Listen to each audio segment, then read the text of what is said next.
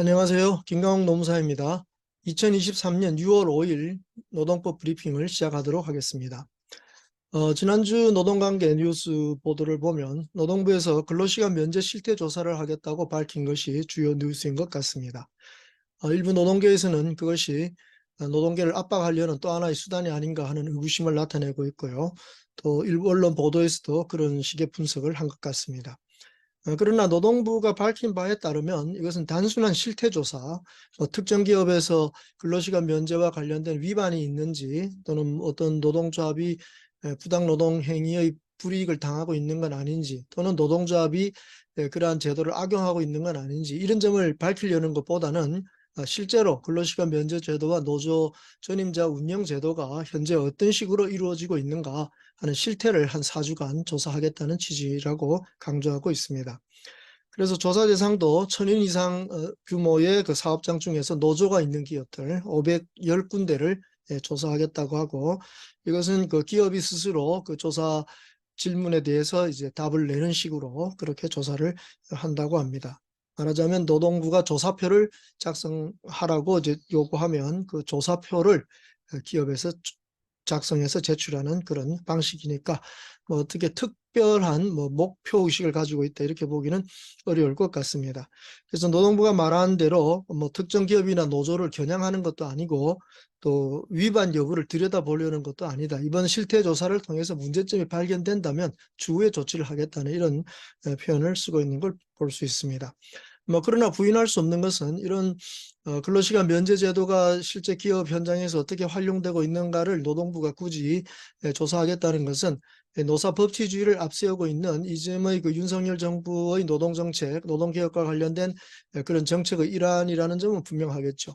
그래서 실제로 이 근로시간 면제 제도가 제대로 활용되고 있는지, 법대로 활용되고 있는지, 또 노조 전임자 제도가 법의 취지대로 활용되고 있는지 하는 이런 운영 상황을 일단 살펴보고 거기에 문제점이 발견된다면 노사법치주의에 입각해서 그 점을 좀 개선하려고 하는 취지인 것 같습니다.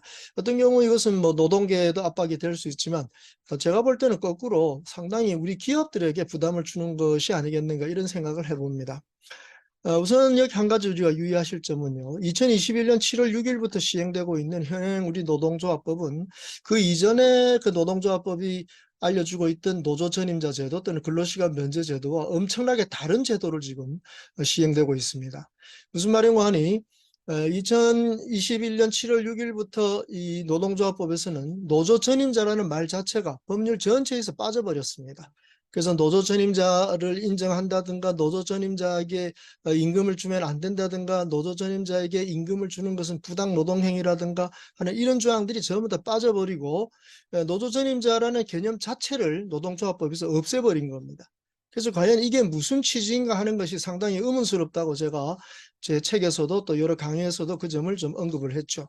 노조 전임자라는 이 개념 자체를 완전히 우리 노동법에서 없애버리려고 하는 취지인지, 아니면 노조 전임자는 옛날에 1997년 이전에 우리 노동계 현장에서 일어났던 현실적인 그런 노조 전임자의 상황으로 돌아가겠다는 뜻인지 그것을 아직 확실히 알 수 없는 상태입니다. 그런데 이번에 노동부에서 근로시간 면제자의 실태를 조사한다고 하면 어차피 근로시간 면제자 제도를 위반하는 기업은 그렇게 찾지 못할 거예요. 왜냐하면 근로시간 면제 한도가 정해지게 되면 기업과 노조는 거기에 맞춰 가지고 한도를 정하는 것이죠.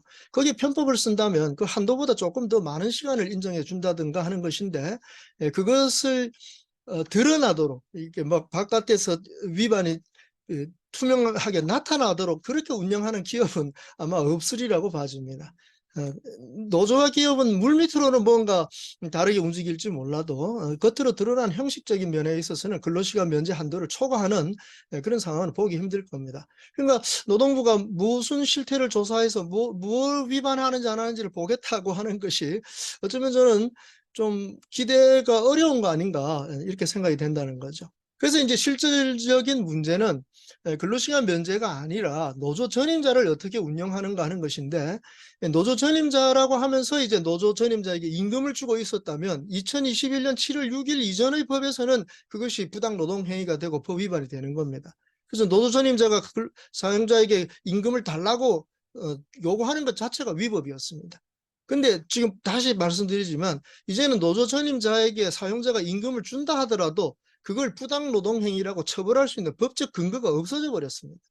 그러니까 이번 실태조사에서 예컨대 어떤 회사에서 근로시간 면제 한도는 지키면서 노조 전임자에게 어떤 임금을 지급하는 이런 식의 형태가 드러난다고 하더라도 그것을 법적으로 제지할 수 있는 법적 근거는 없다는 점입니다.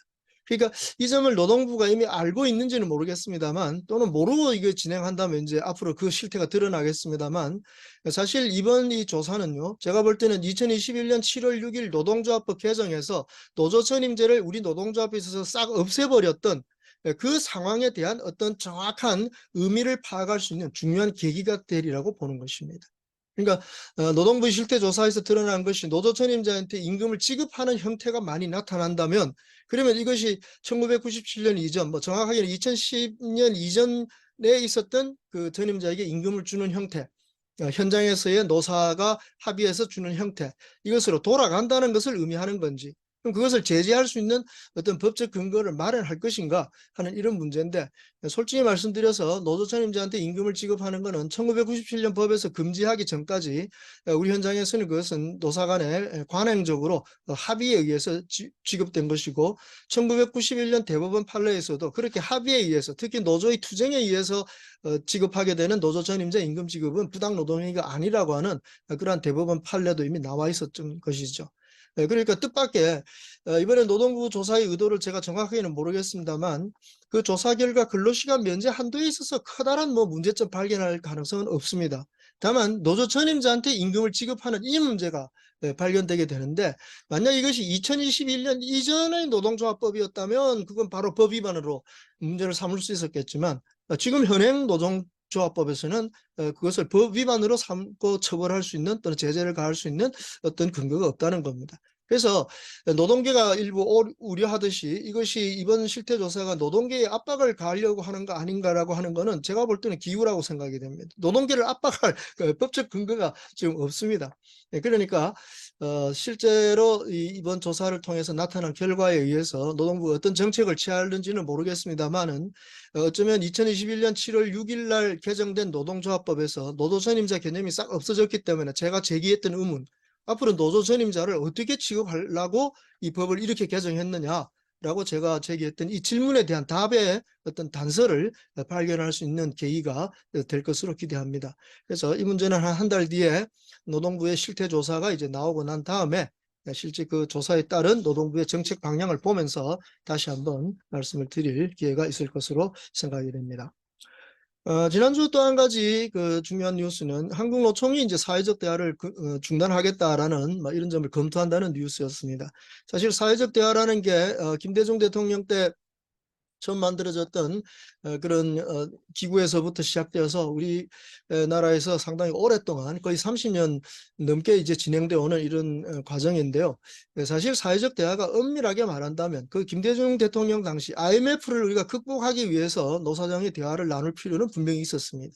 그래서 그때 임시적으로 필요했던 기구라고 생각되는데, IMF를 극복하고 난 이후에 과연 이 노사정 대화 기구가 과연 필요했겠는가 하는 데 대해서는 저는 개인적으로 의문을 갖고 있습니다. 그런데 최근에 이 노사정 대화 기구라고 하는 이런 경사노위 같은 것이 운영되는 방식을 보면 항상 그 노동계가 빠지겠다고 하는 이런 어떤 핑계를 대면서 여러 가지 그 대화가 제대로 진척되지 않는 이런 모습을 많이 봤지 않습니까?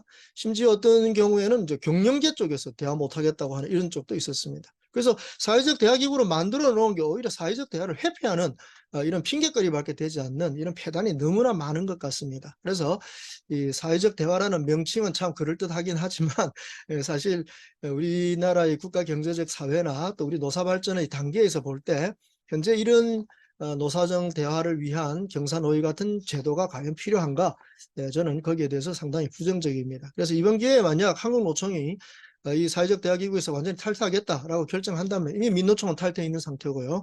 한국노총마저 그렇게 탈퇴해버린다면 노사정 대화라는 자체가 성립되지 않는 거니까 차제에 이 기구 자체를 폐지하는 방향을 생각해 보시고, 노동정책에 대해서는 노동부가 나름대로 과감하게 정책을 세우고 국민에 대해서 책임을 지는 그런 모습을 보여주면 좋겠습니다.